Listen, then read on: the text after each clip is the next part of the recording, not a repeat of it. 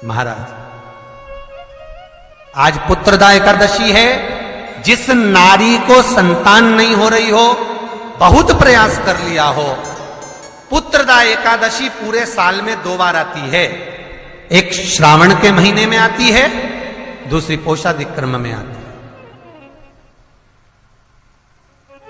श्रावण के महीने की जो पुत्रदा एकादशी होती है, ये संतान की वृद्धि करने वाली होती है। शंकर जी के मंदिर में जाकर, भगवान शिव के मंदिर में पूजन करके घी का 1 कटोरी में घी और 1 कटोरी में खीर शंकर के सामने रख देते हैं।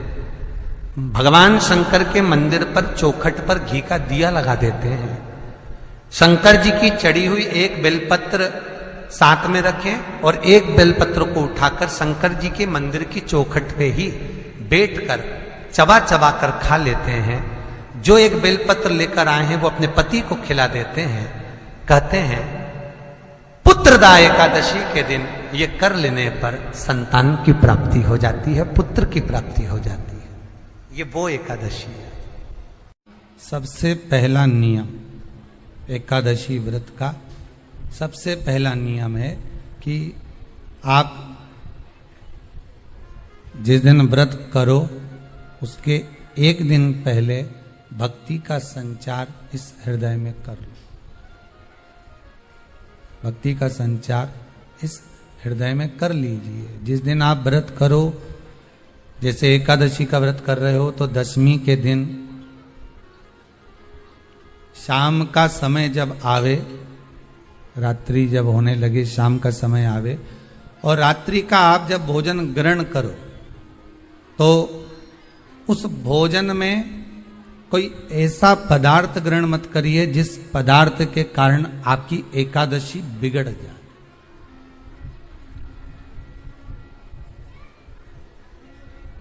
कोई बेकार भोजन हमें ग्रहण नहीं करना। श्रेष्ठ भोजन ग्रहण करिए दशमी के। और एकादशी का दूसरा नियम बहुत ध्यान से सुनिएगा। जिस दिन आपकी एकादशी का व्रत हो उस दिन प्रयास करिएगा कि अपने हाथ से किसी भी वृक्ष की कोई पत्ती टूटे ना। अपने हाथ से किसी भी वृक्ष की, पौधे की, किसी भी वृक्ष की पत्ती अपने हाथ से ना टूटे। बहुत ध्यान दीजिएगा महाराज। एकादशी का ये दूसरा नियम है कि अपने हाथ से किसी पौधे की, किसी वृक्ष की, किसी डाली की कोई पत्ती टूटे ना, कोई पत्ती ना टूटे, इसका प्रयास करिए।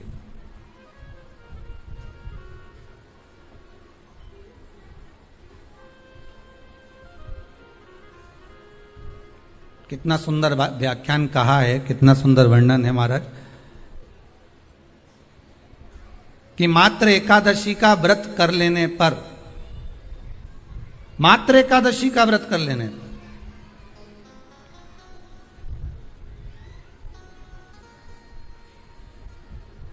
जो पूर्व में किया गया हमारा पाप कर्म है, हमने किसी जीव की हत्या करी है, हमने किसी को कष्ट प्रदान करा है, हमने किसी को अपशब्द कहा है, हमने किसी को ताने दिए, हमने किसी को आड़ा टेढ़ा कहा है, हमने किसी को गालियां दे दी है, मात्र एकादशी का व्रत ही कर लेने पर ये सारे जो दोष हैं वो समाप्त हो जाते हैं।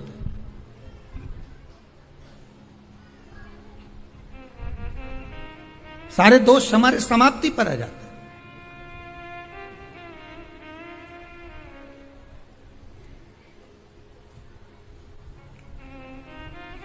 अब एक विचार करिएगा थोड़ा सा अपने मन में, अपने चित्त में, अपनी वृत्ति में एक बात उतारिएगा। एक अपने मन में एक बात को उतार कर रखिएगा कि आप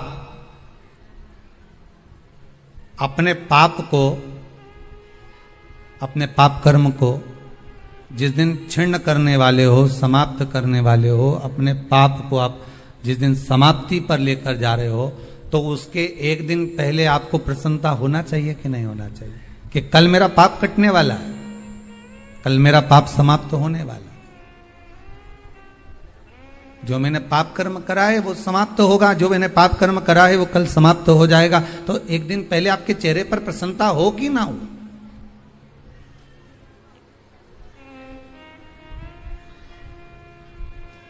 और चेहरे पर वो प्रसन्नता आपके आना चाहिए कि कल मेरा एकादशी का व्रत है, आज दशमी है, कल एकादशी का व्रत है, तो कल मेरी जब एकादशी का व्रत रहेगा तो मेरा ना जाने कितना कितना पाप, कितना कितना असत्य, कितना कितना झूठ, कितना कितना प्रपंच वो समाप्त हो जाएगा। इसमें मुझे प्रसन्नता हो, इसमें मुझे आनंदता हो।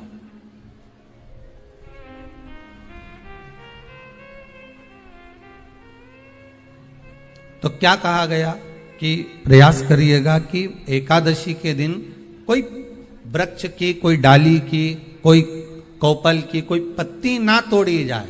क्यों?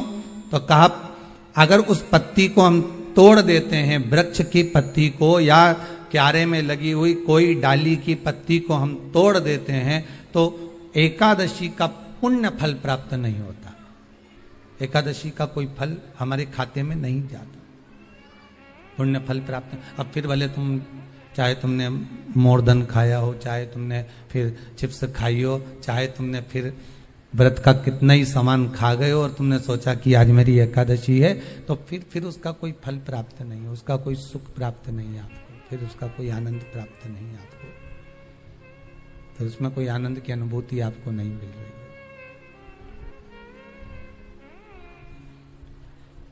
कोई व्यापार, कोई दुकान, कोई फैक्ट्री आपकी ठीक नहीं चल रही है, आप ठेला लगा रहे हो, सब्जी की दुकान लगा रहे हो, कोई दुकान खोलकर बैठे हो, कोई फैक्ट्री लगाकर बैठे हो, कोई व्यापार कर रहे हो और उस व्यापार में तुम्हें आनंद नहीं आ रहा, बहुत तकलीफ चल रही है, बहुत तकलीफ, सब कुछ करके देख लिया पर वो तकलीफ मिटी नहीं रही। किसी भी शंकर के मंदिर में बटकेश्वर महादेव के नाम से आप अगर जिस दिशा में खड़े हो, अगर आप शंकर के शिवलिंग के इधर हो तो बेलपत्री का डंडी का मुख आपकी ओर होना चाहिए, आप इधर हो तो डंडी का मुख उधर हो, आप उधर हो तो डंडी का मुख उधर हो, आप इधर हैं तो डंडी का मुख इधर हो। शंकर भगवान को समर्पित करो बटकेश्वर महादेव के नाम से।